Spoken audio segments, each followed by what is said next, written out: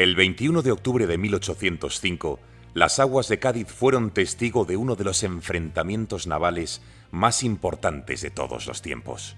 El emperador Napoleón Bonaparte, en su sueño de convertirse en el amo y señor de Europa, había planeado una arriesgada operación anfibia en la isla de Gran Bretaña. Sin embargo, la imponente escuadra franco-española, al mando del indeciso Pierre Villeneuve, sufrió una espantosa derrota a manos de la Armada Británica comandada por Horatio Nelson. El testimonio de Trafalgar supuso una de las victorias más recordadas para los orgullosos hijos de su majestad, muy dados a publicitar y engrandecer sus heroicas hazañas y a esconder sus derrotas. Retrocedamos un poco en el tiempo. A finales del siglo XVIII, aires de cambio se respiraban en Europa, concretamente en el ilustrado Reino de Francia. La convulsa Revolución Francesa había acabado con reyes ajusticiados y el antiguo régimen sumido en una grave crisis. No obstante, el militar francés Napoleón Bonaparte, nacido en Córcega, decidió poner punto y final a esta experiencia una vez terminada su exótica aventura en Egipto y Oriente Próximo. Para lograr su objetivo, se convirtió en primer cónsul tras el golpe de Estado del 18 de Brumario de 1799. La política expansionista de Francia no se conformaba con sus fronteras naturales, sino que necesitaba todavía más: las actuales Suiza, Italia, Holanda y buena parte de Alemania. El proyecto napoleónico de unidad europea pasaba por ir subyugando una a todas las naciones de su alrededor. Sin embargo, a pesar de las ansias de Napoleón por labrarse un hueco en la historia, existía un territorio que miraba con gran recelo sus indiscretas intenciones: el poderoso Reino Unido de Gran Bretaña e Irlanda. Este país era en la práctica el único que podía mantenerse firme frente a Napoleón gracias a su condición insular y a su potente flota.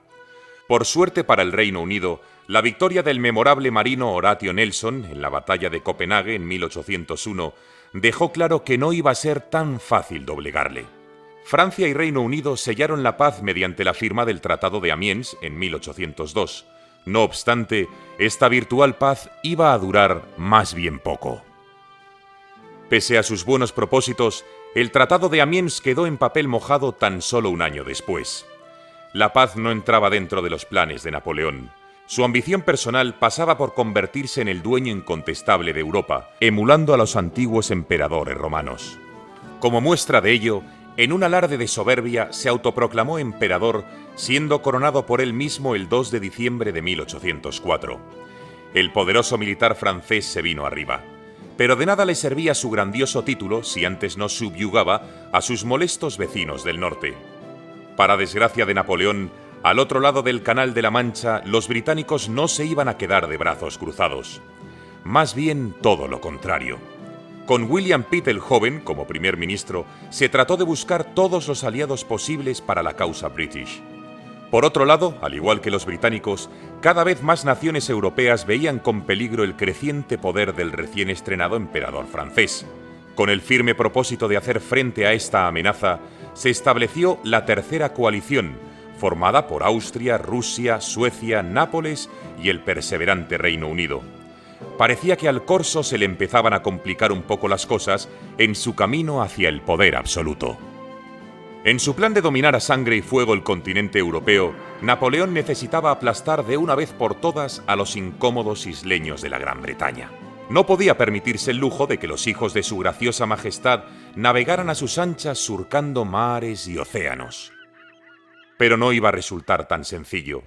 El Canal de la Mancha, situado entre Francia y la isla de Gran Bretaña, constituía una barrera natural que les había protegido de anteriores intentos de invasión. Napoleón no se iba a amedrentar por este pequeño charco, faltaría más. No obstante, para poder cumplir sus oscuras maquinaciones, era necesario organizar una arriesgada operación anfibia. La Marina de Guerra francesa era bastante imponente, pero se hallaba en clara desventaja respecto a la Armada británica, la más potente y poderosa del mundo entero. Si quería vencer, Napoleón necesitaba aliados, entre los cuales había elegido a su vecina del sur, España. Aunque posiblemente, de haber conocido el resultado de esta infructuosa alianza, los españoles se lo hubieran pensado dos veces. La desquiciada táctica de Napoleón consistía en realizar una maniobra de distracción en las Antillas con el fin de alejar a la Armada británica del Canal de la Mancha. Posteriormente, se llevaría a cabo la operación anfibia en las costas inglesas. Un poderoso ejército compuesto por 170.000 hombres esperaba pacientemente acantonado en la localidad francesa de Boulogne para efectuar la invasión. En un principio todo marchó según lo planeado. La flota francesa, al mando del inexperto vicealmirante Pierre Villeneuve, partió de Tolón rumbo a Cádiz para unirse a la flota española. Una vez reunidos los dos aliados, se dirigieron hacia el Caribe en el mes de abril de 1805. Como respuesta a esta maniobra, la flota británica, con Horatio Nelson al frente, persiguió a la combinada franco-española, sospechando que los intereses comerciales del Reino Unido peligraban. Más tarde, Villeneuve recibió la orden de regresar a Europa y reunirse con los refuerzos de Brest y Rochefort. Al tener noticias de este repentino cambio de planes, los británicos enviaron una flota comandada por el vicealmirante Robert Calder. El encuentro tuvo lugar el 22 de julio de 1805 en el Cabo Finisterre, donde Villeneuve sufrió una aparatosa derrota táctica a manos de la Armada británica. Esos arrogantes ingleses habían descubierto el brillante plan de Napoleón justo a tiempo. Como resultado de este revés, el ejército francés estacionado en Boulogne esperó en vano una flota que nunca llegó. Tal fue la magnitud del desastre que a Villeneuve le habían buscado un reemplazo. El frustrado vicealmirante recibió la orden de partir hacia Nápoles. Pero el temerario marino francés tenía otro proyecto en mente. Humillado por su anterior derrota, decidió jugárselo todo en un nuevo enfrentamiento naval en la bahía de Cádiz, vigilada por la flota de Nelson. Las turbulentas aguas de Cádiz fueron el escenario de esa fatal decisión. La flota francesa, bajo el liderazgo de Pierre Villeneuve, contaba con 18 navíos de línea. Aunque la Marina Imperial de Francia era la segunda en importancia de la época, la Revolución Francesa se había encargado de desahuciar a los antiguos oficiales de orígenes aristocráticos por ser considerados no aptos para el nuevo régimen. Este hecho perjudicó gravemente a la Marina francesa, dejándola en manos de gente carente de experiencia en el mar. A esta respetable escuadra se añadieron otros 15 navíos españoles al mando del teniente general Federico Gravina. La participación española fue notable, pues su marina era la tercera más poderosa, solo por detrás de la británica y la francesa. Un navío español destacaba sobre el resto, el Santísima Trinidad, un auténtico coloso de los mares que sin embargo resultaba poco práctico para enfrentamientos de este tipo. Por otro lado, la Armada británica estaba formada por 27 navíos de línea, dirigidos por el mismísimo Horatio Nelson, junto a su compañero Cuthbert Collingwood. A su vez, cada flota contó con el apoyo de algunas fragatas y otras embarcaciones menores. A primera vista, parecía que Francia y España partían con ventaja. Por desgracia, se equivocaban. La inferioridad numérica británica era compensada con creces con la amplia habilidad y experiencia de sus mandos, forjada a base de innumerables batallas contra sus enemigos. Horatio Nelson se había convertido en toda una celebridad, cosechando importantes triunfos para su pueblo, como la Batalla del Nilo o la Batalla de Copenhague. No obstante, su frustrado asedio a Tenerife en 1797, donde perdió un brazo, no tuvo tanto eco mediático. En la mañana del 21 de octubre de 1805, el vicealmirante Horatio Nelson, enfundado con sus mejores galas, lanzó un mensaje que permanecerá en los anales de la historia. Inglaterra espera a que cada hombre cumpla con su deber. Para suerte de los ingleses, el combinado franco-español se hallaba en una posición demasiado vulnerable y difícilmente manejable con una formación semicircular. Nelson supo desde el primer momento que era una oportunidad irrepetible. Su astuta táctica consistió en atacar mediante dos columnas perpendiculares a la flota franco-española, con el objetivo de dividirla y dificultar sus maniobras. La primera columna de ataque estaba dirigida por el propio Nelson al frente del glorioso HMS Victory, cuyo objetivo constituía el centro de la línea franco-española. La segunda columna estaba comandada por Collingwood, a bordo del HMS Royal Sovereign. Para gran sorpresa y estupor de la Marina española, el mando francés demostró falta de sentido común y de oficio al ordenar virar en redondo hacia Cádiz, para poder facilitar la huida a pesar de su superioridad numérica. Los aventajados marinos británicos hicieron el resto del trabajo. Debido a la pésima estrategia francesa, el resultado estaba prácticamente sentenciado casi nada más empezar el combate naval. El arriesgado ataque de Nelson, que buscaba cortar con sus 2 columnas la línea combinada, dio sus frutos, ya que terminó por dividir en 3 la flota enemiga. Como resultado, numerosos barcos franceses y españoles cayeron prisioneros o directamente fueron hundidos en lo más profundo de las aguas gaditanas. Un ataque del HMS Victory aniquiló a 200 hombres del Bucentaure al mando del inoperativo Villeneuve. Todo iba viento en popa, debió pensar Nelson. Sin embargo, en otro ataque dirigido contra el navío francés Redoutable, un disparo hirió de gravedad al célebre vicealmirante inglés. El hecho de lucir todas sus medallas en pleno combate lo había convertido en un blanco demasiado fácil para sus enemigos. Aún así, tras varias horas de lenta agonía, todavía pudo entonar otra de sus memorables frases tras haber sido informado de la victoria. «Gracias a Dios, he cumplido con mi deber». Un final nada prosaico, y es que no se podía esperar menos de aquella leyenda de los mares. Menos poético fue el papel del vicealmirante Villeneuve, quien acabó hecho prisionero. El valiente marino Churruca, a bordo del San Juan Nepomuceno y rodeado por 7 navíos ingleses, protagonizó una encarnizada lucha final hasta su agonizante muerte con la pérdida de una pierna. Federico Gravina, al mando del Príncipe de Asturias, resultó gravemente herido, aunque pudo huir a Cádiz. Tras escasas horas de combate, el enfrentamiento de Trafalgar terminó con la más absoluta derrota de España y Francia. Las pérdidas humanas y materiales habían sido catastróficas. No así para los británicos, que lograron conservar todos sus barcos y buena parte de sus marinos. El astuto plan de Napoleón para rendir la isla de Gran Bretaña se había hecho añicos definitivamente frente a las costas de Cádiz, gracias a la pobre actuación de sus oficiales. Después de su trágica muerte, Nelson fue ascendido a lo más alto de la historia naval británica. Un héroe hecho a sí mismo, a la medida de su pretencioso imperio ultramarino. Como prueba de esta gran heroicidad, se ofició un funeral de Estado lleno de pompa y circunstancia en la mismísima Catedral de San Pablo, en Londres. A lo largo de la historia del Reino Unido, muy pocas personas han sido merecedoras de tal honor.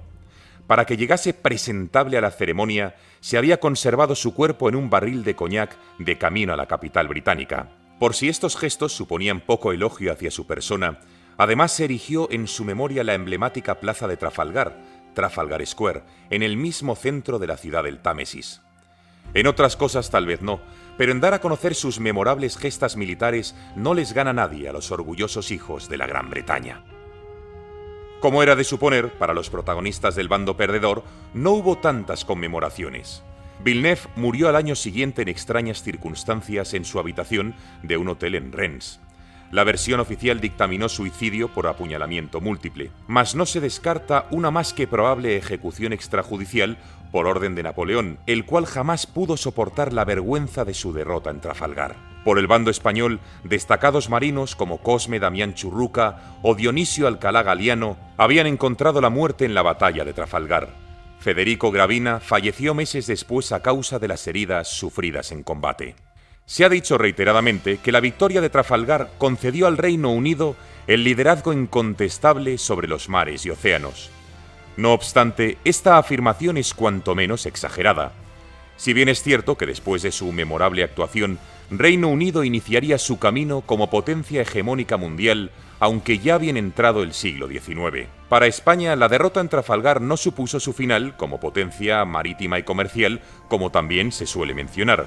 A pesar del dramático golpe, la Armada española todavía conservaba un buen arsenal de barcos y pudo conservar el vasto imperio americano. No sería sino años después de sufrir los envites de la Guerra de Independencia contra el ejército napoleónico, cuando la nación española perdió casi todo su imperio y sus barcos se quedaron atracados en los puertos sin ser utilizados. En cuanto al omnipotente imperio francés, se puede decir que no salió bien parado de este trágico experimento. Trafalgar trastocó todos los planes, aunque ya se había desechado la invasión a Gran Bretaña antes de la batalla. Para tener siquiera la más mínima posibilidad de iniciar una invasión anfibia en Gran Bretaña, hubieran sido necesarias al menos 2 o 3 victorias consecutivas para la Armada Imperial Francesa, igualando el éxito británico de Trafalgar. La desventura de Napoleón en el mar no se correspondió con sus avances terrestres. Las tropas francesas acantonadas en Boulogne partieron hacia el este para luchar contra Rusia y Austria. y en la posterior batalla de Austerlitz, a finales de 1805, el ejército francés obtuvo una inigualable victoria a pesar de contar con una clara desventaja. Por esta resonante actuación, el emperador francés sería comparado con los mejores estrategas de la historia militar, Alejandro Magno, Aníbal Barca o Julio César. Todo un honor para el joven corso. En 1806 se sentenció la prolongada vida del Sacro Imperio Romano-Germánico. En su lugar se creó la Confederación del Rin, un grupo de estados clientes al servicio del emperador francés. Napoleón se había convertido en el dueño de Europa, temido por todos sus adversarios. Pero a pesar de sus triunfos en los campos de batalla, Napoleón tenía todavía cuentas pendientes con la pérfida Albión, su eterno rival. Con el fin de solucionar esta incómoda espinita clavada, el corso buscó otras alternativas bastante imaginativas, pero con resultados igualmente desastrosos para su glorioso imperio y para las naciones que trató de someter: el llamado bloqueo continental. Para su desdicha, los verdaderos problemas no habían hecho más que comenzar.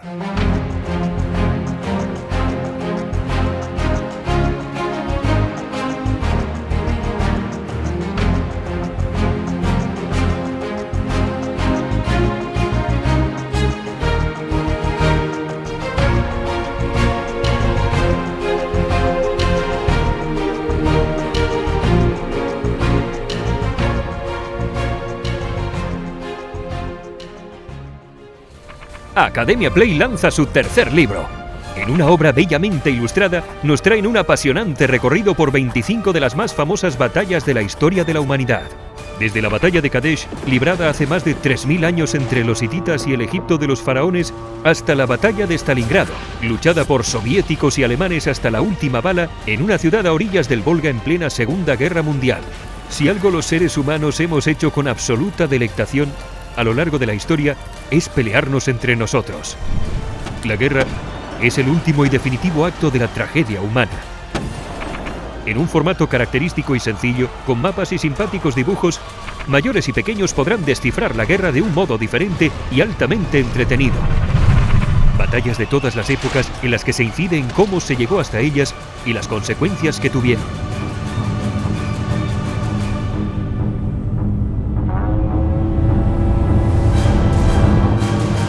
Academia Play es uno de los canales didácticos de YouTube más exitosos y con más seguidores. Sus suscriptores se cuentan por millones. El libro está escrito por Alberto Vidal Guerrero, Alberto Menéndez Zengra y Javier Rubio Doncé. Está editado por La Esfera de los Libros y el prólogo corre a cargo del exitoso divulgador Fernando Díaz Villanueva. Haz que tu experiencia de aprendizaje sea épica.